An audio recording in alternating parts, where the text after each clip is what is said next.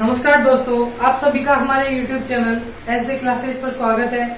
तो आज हम पढ़ते हैं द्वंद्व योग विधि से वर्गमूल निकालना।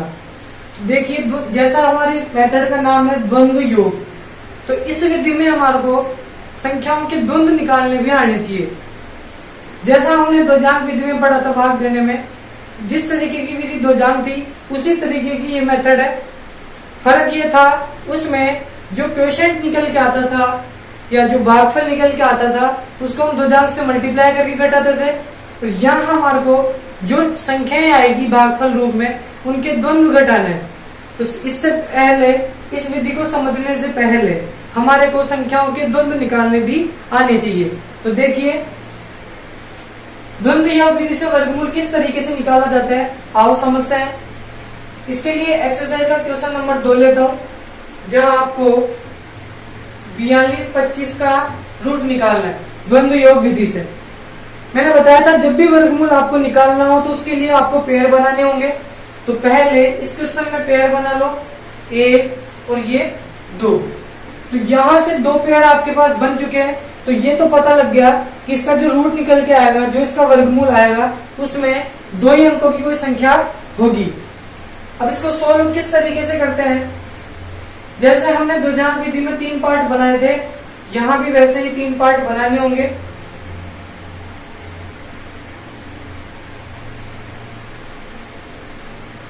तो देखिए, इधर से बाईं तरफ से जो पहला पेयर होता है, या ऐसे बोल सकते हो दाईं तरफ से लास्ट वाला पेयर, या इधर से पहला जो पेयर होता है उसको तो हमारे को लिखना पड़ता है मिडिल पार्ट में। और जो शेष बच गए या शेष पेयर जो बच गए उसको आपको इधर की तरफ लिखना होता है। और इधर जो संख्याएं आपने लिखी है उनका जो इंटरवल है, उनके बीच की जो जगह है वो उचित होनी चाहिए। इसके बाद क्या करना होगा, ना इसमें कुछ भागफल देता है ना कुछ शेषफल देता है, ये सब आपको अपने मन से लेना होगा। तो देखिए, 42 मिडिल वाले पार्ट में आपने लिख दिया, इधर लिख दिया 25। तो इस नंबर को तो अरेंज हो गया। अब इसको सोल्व कैसे करना है, देखो, आपको एक ऐसा नंबर अपने मन से लेना होगा जिसका स्क्वायर करने पर वैल्यू या तो इसके बराबर हो जाए या इससे छोटी हो जाए। तो इसकी हिंट्स मैं इधर लिखूंगा।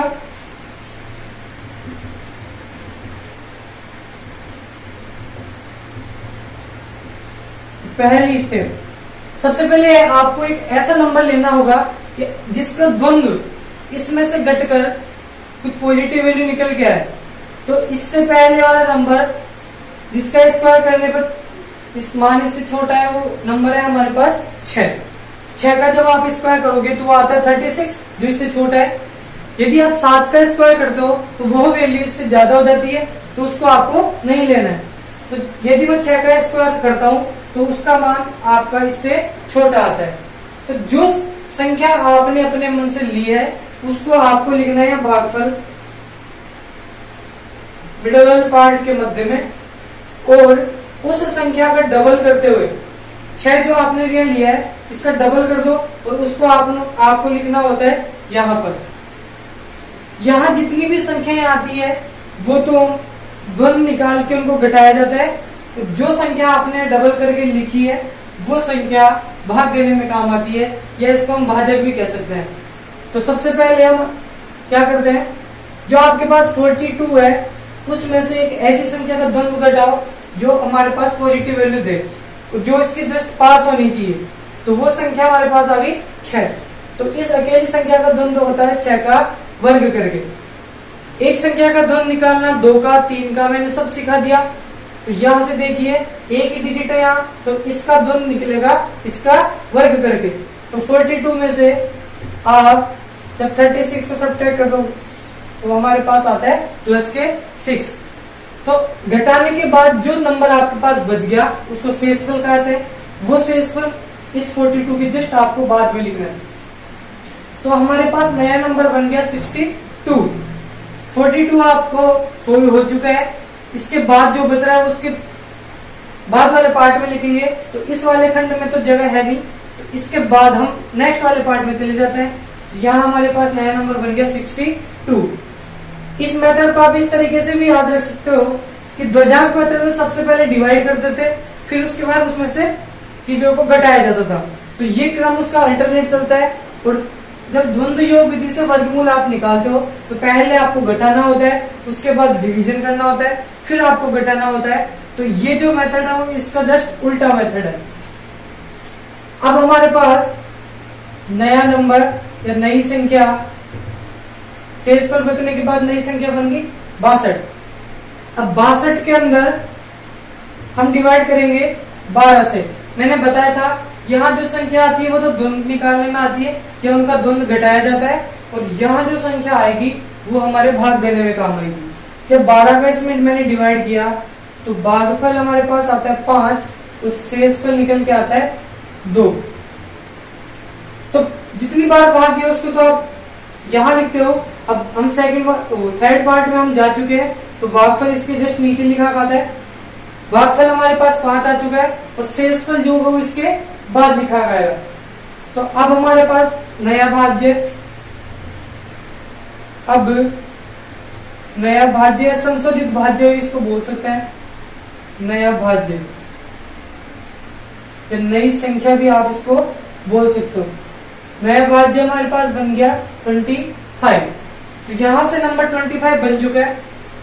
आपने घटा दिया, फिर आपने भाग भी कर दिया। अब आपका नंबर है घटाने का। अब वापस हम घटाएंगे। घटाना किसको है? इसका द्वंद्व यहाँ घट चुका था, अब द्वंद्व घटाएंगे हम 5 का। तो 25 में से 5 का द्वंद्व घटाएंगे, तो 5 का द्वंद्व किसी भी एक अंक का यदि द्वंद्व की बात करते हैं तो उसका वर्ग करके उसका द्वंद्व निकालते हैं। तो 25 में से यदि 25 सब्ट्रैक्ट हो गया तो आपके पास आ गया 0। तो ऐसा करने के बाद यदि आपके पास यहाँ 0 आ जाता है तो यही आपका अंतिम शेषफल कहलाता है। इसके बाद हम अपने क्वेश्चन को सोल्व नहीं करते, जैसा ही हम यहाँ तक पहुंच जाते हैं। तो यहाँ लिखोगे आप अतः अंतिम शेषफल, अंतिम शेषफल हमारे पास निकल के आ गया 0। अब इन दोनों को मर्ज करके हमारे पास जो इसका वर्गमूल निकल के आया वो है 65। तो यहां लिखना अतः संख्या 4225 का वर्गमूल, तो रूट 4225 ये हमारे पास निकल के आ गया 65। ये चीज आपको पहले भी पता लग चुकी थी। इसमें 2 पेयर थे, एक डिजिट यहाँ मिल गया, तो इधर वाले पार्ट में आपको केवल एक ही डिजिट मिलना था। कई बार ऐसा हो जाता है यहाँ यदि तीसरा भी पार्ट हो या तीसरा पेयर और बन रहा हो तो यहाँ आपको एक नंबर और मिलेगा। तो फिर उसका द्वंद्व किस तरीके से घटाते हैं? 2 संख्याओं का, 2 अंकों की संख्या का, वो मैंने पहले बता दिया था। तो यदि 2 अंकों की संख्या मिलती है तो उन दोनों का द्वंद्व आपको घटाना होता है। यहाँ संख्या 1 अंक की थी तो इसलिए केवल 5 का द्वंद्व यहाँ घटा। तो इस तरीके से आप द्वंद्व योग विधि से कितनी भी बड़ी संख्या हो उसका वर्गमूल बड़े आसानी से ज्ञात कर सकते हो।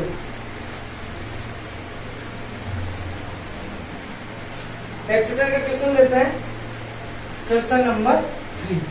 यहाँ आपको निकालना है 6889 का वर्गमूल। तो मैंने बताया था पहले आपको बनाने होते हैं पेयर, तो यहां से 2 पेयर आपके पास बन चुके हैं। आप इस तरीके से अपने नोटबुक में पार्ट कर लिया करो। यहां आपको हिंट्स लिखनी है। जो लास्ट वाला पेयर होता है या इधर से जो फर्स्ट पेयर होता है उसको तो आपको लिखना है मिडिल पार्ट में, और जो रिमेनिंग नंबर्स बच गए उनको आपको थर्ड पार्ट में लिखना है। अब आपको जो मिडिल पार्ट में जो आपका नंबर है उसमें से ऐसे नंबर का द्वंद्व या ऐसे अंक का कोई द्वंद्व घटाना है तो वैल्यू हमारे पास क्या आ जाए? पॉजिटिव आ जाए। या ऐसा बोल सकते हो कि इस 68 से जस्ट पहले किसका स्क्वायर आता है उसको आपको घटाना है। तो 68 में से मैं 8 का स्क्वायर यदि घटाता हूँ तो वो आता है 64, और 9 का यदि इसमें से स्क्वायर जाएगा तो 9 का स्क्वायर इससे ज्यादा हो जाता है, उसको आप नहीं लोगे। यहाँ हमारे को लेना होगा 8। तो 68 में से यदि 8 का स्क्वायर सब्ट्रैक्ट हुआ तो यहाँ बन गया प्लस का 4। तो ये हमारा शेषफल आता है, उसको हम इसके बाद में लिखते हैं। और जो आपके ने नंबर लिया है घटाने पर उसका डबल करके आपको यहाँ लिखना होता है। और ये संख्या हमारी भाजक कहलाती है, जो भाग देने में काम आएगी उसको भाजक कहते हैं। यहां से अब हमारा नया नंबर बन गया 48, यहां से लिखना अतः जो हमारा नया नंबर या नया भाज्य बन गया वो बन गया 48। 48 में हमने डिवाइड किया 16 से, तो भागफल निकल के आता है 3 और शेषफल निकल के आता है 0। यहाँ कोई शेषफल नहीं बचता, भागफल जितना आता है उसको तो आपको नीचे लिखना होता है और जो शेष बच गया उसको इसके बाद में मीन्स यहाँ लिखना होता है। तो अब हमारे पास नया नंबर बन गया 09। तो अतः नई संख्या आपके पास बन चुकी है 9। आपने सबसे पहले घटा दिया फिर भाग दे दिया, अब आपको वापस घटाना है। अब घटेगा क्या, इस 9 में से 8 का द्वंद्व घट चुका था, अब घटेगा 3 का द्वंद्व। तो 3 का द्वंद्व निकालोगे 3 का वर्ग करके, तो 9 माइनस इसका स्क्वायर भी होता है 9, दोनों मिलके बन गए 0।